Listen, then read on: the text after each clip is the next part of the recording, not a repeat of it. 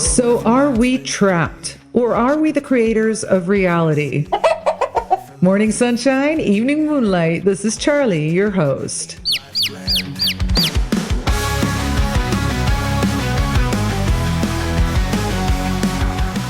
What if I told you that everything you experience is not reality itself, but a filtered, processed, and often misleading interpretation of it? The world you think you know, the colors you think you see, the sounds you hear, the very sense of you at the center of it all might be an elaborate construction, a useful fiction created by that 3-pound universe between your ears. Are humans truly trapped, or do we shape reality more than we think? That is our riddle for today. Elevate your heart, your mind. In the chaos, peace we'll find. Unravel thoughts. On one hand, we have what I call the prison perspective. Humans are trapped by biological limits, cultural conditioning, and the inability to perceive reality as it truly is. Your eyes detect only a sliver of the electromagnetic spectrum. Your brain discards most sensory information before it even reaches consciousness. And the cultural software you've been running since childhood, well, that shapes everything from your moral intuitions to which foods smell delicious versus disgusting. Then there's the architect perspective. Consciousness is fundamental, and we shape reality through perception, awareness, and possibly even quantum effects. As the ancient Vedic texts proclaimed thousands of years before quantum physics even came along, Yatha Drishti, Tatha Srishti. As is the vision, so is the creation. So, are we prisoners in a cosmic escape room, or are we the ones setting the rules without even realizing it? As the philosopher Alan Watts states, we're all just the universe pretending to be individuals. Imagine your consciousness as a nightclub with the strictest bouncer in existence. For every 100 sensory inputs waiting in line, 99 get turned away at the door. Only the VIPs, the survival critical information, make it past the velvet rope into your own awareness. Cognitive scientist Donald Hoffman puts it brilliantly. Evolution has shaped our perceptions not to show us the truth, but to hide it from us. His interface theory of perception suggests we're not seeing reality at all. We're seeing a species-specific user interface, like the desktop icons on your computer that represent complex electrical processes you'd never really understand directly. Now consider the humble mantis shrimp. While humans see 3 color channels, these maritime mavericks perceive 16. They're literally living in a more colorful world than we can possibly imagine. Or take the bat, navigating through sound waves we can't detect, or the rattlesnake sensing infrared heat signatures kind of invisible to our eyes. The fact that we can't see everything is not a failure of our eyes, it's a feature. Our perceptual systems are designed to give us only the tiny sliver of information we need to survive. When you look at reality, you're not seeing what's there. You're seeing what was useful for your ancestors' survival on the African savanna. The tiger hiding in the grass, absolutely crucial to notice. The electromagnetic field surrounding you, not so much for Stone Age survival. Einstein shattered our notion of time as a universal constant flowing equally for everyone, yet we remain trapped in our linear experience of it, past, present, future, like prisoners in a temporal hallway where we can only walk in one direction. In Japan, the concept of ma embraces the space between things as equally important as the things themselves.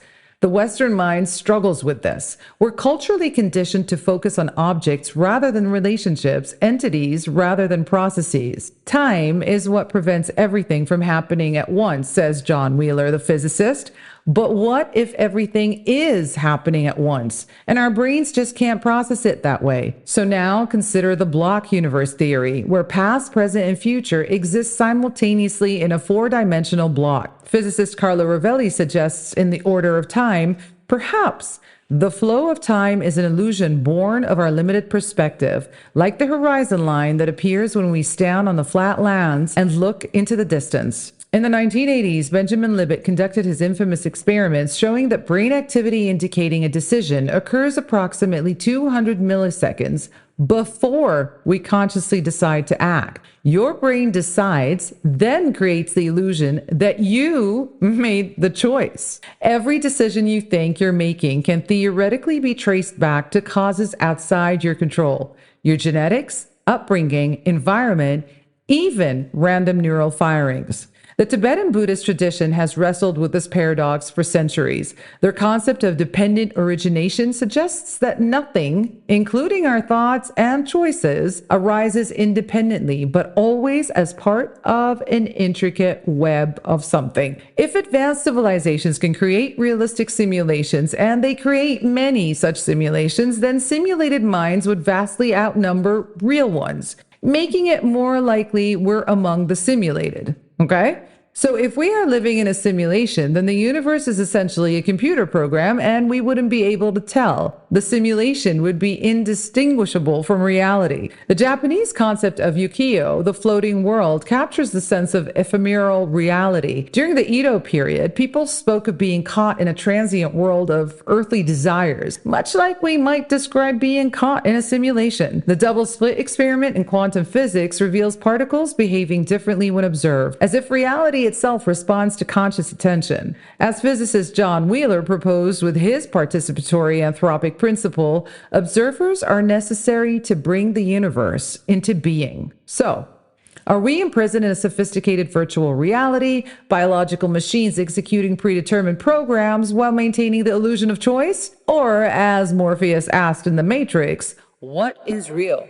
How do you define real? If you're talking about what you can feel, what you can smell, what you can taste and see, then real is simply electrical signals interpreted by your brain. The prison perspective makes a compelling case, but perhaps there's more to the story. The infamous double slit experiment reveals something totally mind-blowing. Electrons behave as waves when not observed, but as particles when measured. It's as if reality itself is stage shy, changing its performance depending on whether there's an audience.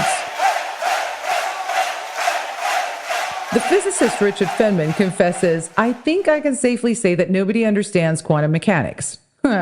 I tend to agree with that. Yet the implications are staggering. If observation affects reality at its most fundamental level, then consciousness isn't just watching the cosmic show, it's actually directing it. The Copenhagen interpretation championed by Niels Bohr suggests that reality exists in a probabilistic fog until measurement collapses these possibilities into a single outcome. But alternative theories like the many worlds interpretation propose that all possibilities actually occur in parallel universes branching off with each quantum event. In the Hopi language of the southwestern United States, there's no distinction between observer and observed. Their entire linguistic structure implies an inherent unity that Western languages artificially separate. Perhaps they intuited what quantum physics is now revealing. The observer and the observed are inseparably entangled. Physicist David Bohm and neurophysiologist Carl Bribram independently arrived at a startling conclusion. The universe may function like a hologram, where every fragment contains information about the whole. So, the whole is in some way enfolded in each part.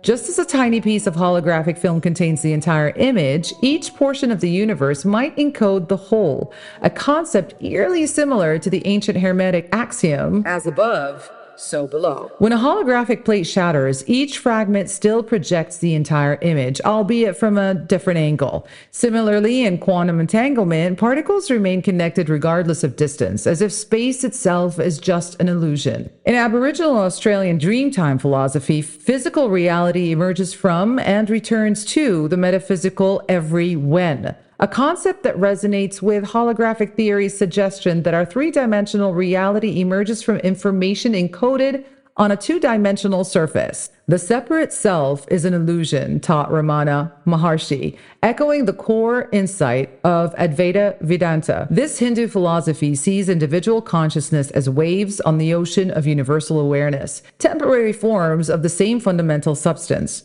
The 13th century Sufi poet Rumi captured this perfectly. You are not a drop in the ocean, you are the entire ocean in a drop. While Buddhism's concept of anatta, no self, suggests that what we call I is merely a process, not a fixed entity. Say what again? Say what again? I dare you. Consider Jill Bolt Taylor, the neuroanatomist who documented her own stroke. As her left brain shut down, the boundaries between herself and the universe dissolved.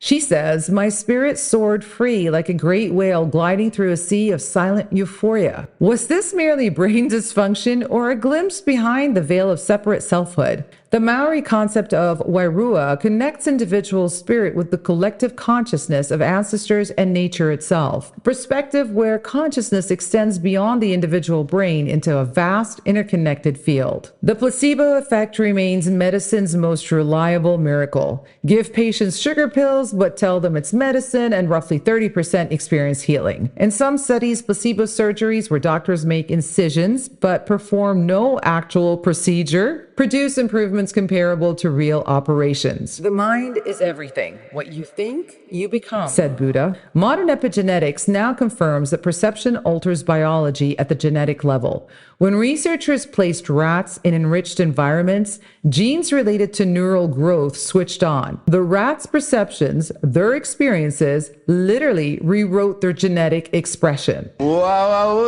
is very nice. Dr. Masaru Emoto's controversial water crystal experiments suggested that human intention could alter the crystalline structure of frozen water.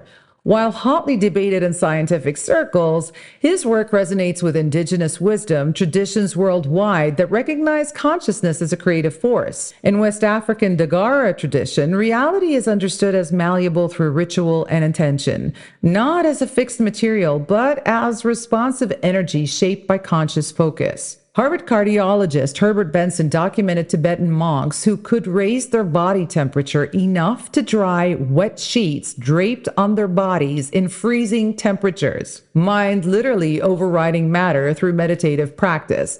However, the emerging field of psychoneuroimmunology explores how our thoughts and emotions directly impact our immune system. Cancer patients who visualize their immune cells destroying tumors sometimes experience measurable improvements. The mind directing physical processes through focused intention. If our beliefs can rewire our biology, reshape our perception, and even influence quantum particles, might we not be the architects rather than the prisoners of reality? Perhaps our prison has no walls except those we've built in our own minds.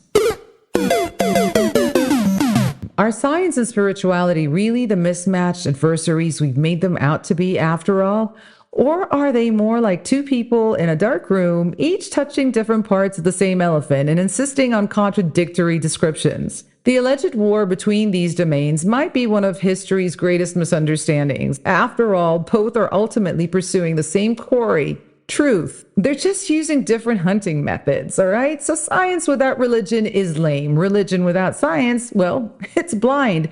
That's what Einstein famously remarked. He rejected the notion of personal God who meddles in human affairs, yet found profound spirituality in the elegant mathematical structure of the cosmos. Einstein's God was closer to Spinoza's, not a bearded man in the clouds, but the intricate, intelligent ordering principle of reality itself. "I believe in Spinoza's God," Einstein wrote, "who reveals himself in the orderly harmony of what exists, not in a God who concerns himself with fates and actions of human beings." This view doesn't pit science against spirituality. It actually unites them in a shared reverence for the underlying patterns of existence. Now consider how quantum field theory describes particles as excitations in underlying fields permeating all space.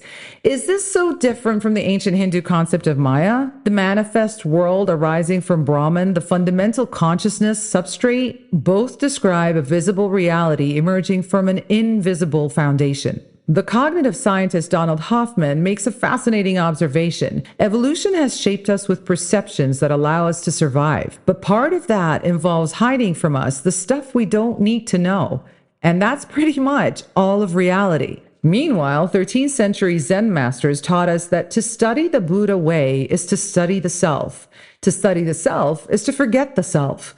Both perspectives, scientific and spiritual, suggest our ordinary perception masks a deeper reality. In Buddhism teachings on Rigpa, pure awareness, consciousness isn't something the brain produces. Rather, awareness is the fundamental ground from which all phenomena, including brains, arise. Is this irreconcilable with science? Well, not necessarily. You see, the philosopher Thomas Nagel argues that consciousness presents an explanatory gap in purely materialist accounts of reality. Neuroscience can map neural correlates of experience, but struggles to explain how electrochemical signals transform into the taste of chocolate or the blueness of blue. The problem of consciousness pushes modern science to its limits.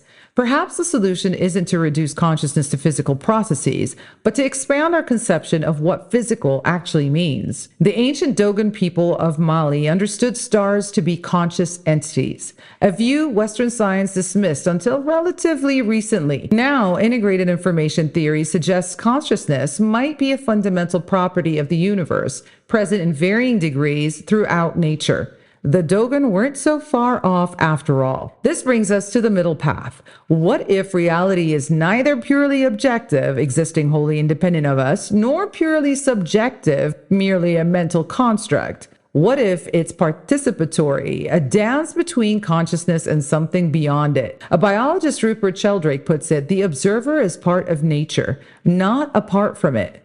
We shape reality through our observation and participation, yet we don't create it wholesale. The artist doesn't create the paint, but transforms it into something new. The Aboriginal Australian concept of dream time captures this beautifully. Reality is constantly being dreamed into existence through the interplay of consciousness and the ancestral template, not purely created by mind, nor entirely independent of it. So here's a thought experiment. If you could somehow step outside of perception itself, beyond all human, animal, or even alien ways of experiencing, what would you see? Would there be colors without eyes to see them, sounds without ears to hear them? Or would reality appear as pure mathematical relationships, information patterns, or something our embodied minds cannot even conceive? Perhaps that's the ultimate limitation. We can't step outside perception because we are perception. In fields of green without a sound, feathers fall, they hit the ground. You cannot see the seer of seeing. You cannot hear the hearer of hearing. In the end, our cosmic predicament might not be that we're trapped in reality, nor that we're its sole creators. Rather, we might be like musicians in an orchestra, both following the score and interpreting it, both constrained by the instrument we've been given and free to play it with our own unique expression. Nobody cares about the clock. John Wheeler, the quantum physicist, proposed the universe gives birth to consciousness, but consciousness gives meaning to the universe. Neither comes first. They arise together, like two sides of a single coin. So we began this journey asking whether we're trapped in reality or unconsciously crafting it. And like all profound questions, the answer isn't binary, but exists in that fertile tension between opposites. Are we trapped?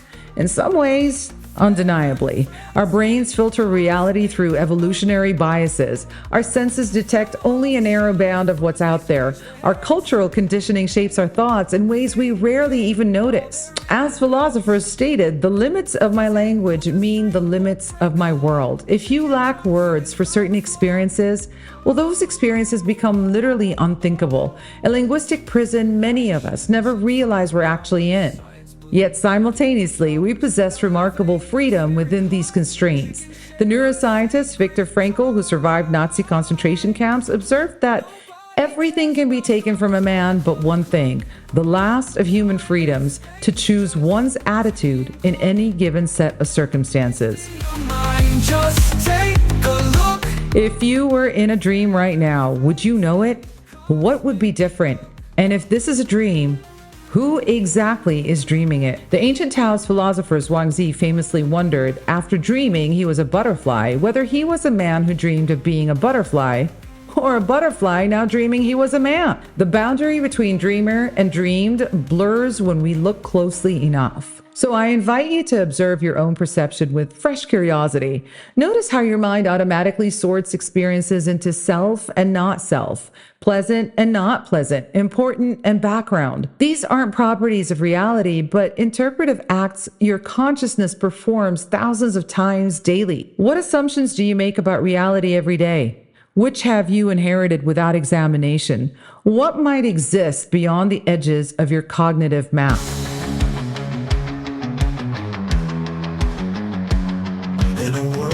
mind spins free. Chickens cluck, but who can see? Philosophers with pens in hand. Questions deep, ain't life grand? And the golden nugget for today: the greatest trick reality plays on us is convincing us that we perceive it as all there is. But perception isn't truth. It's a map, a story, a reflection bouncing off the walls of our own awareness. If you believe you are trapped, then you are. If you believe you are free, then you will be. Both are real because reality isn't something you see, it's something you are. Every prison has a key. Every maze has an exit, and sometimes the bars that seem to confine us are merely shadows cast by beliefs we've forgotten we hold. In the chaos, peace we'll find. In the words of the 20th century spiritual teacher Jiddu Krishnamurti, freedom is not a reaction. Freedom is not a choice. Freedom is found in the choiceless awareness of our daily existence. The key isn't in escaping reality, it's in seeing it for what it is. And perhaps in that seeing, we discover that the prison walls were projections all along, and that we've always been both the dreamer and the dream. So the real question isn't whether you're trapped or not. It's who is watching the illusion and who is noticing. Mom, somebody just followed me. Elevate the soul, let it fly. Find new ways till we die. Nobody This show is sponsored by lookchaos.co, www.lechaos.co. Genderless, sustainable, trendy lifestyle.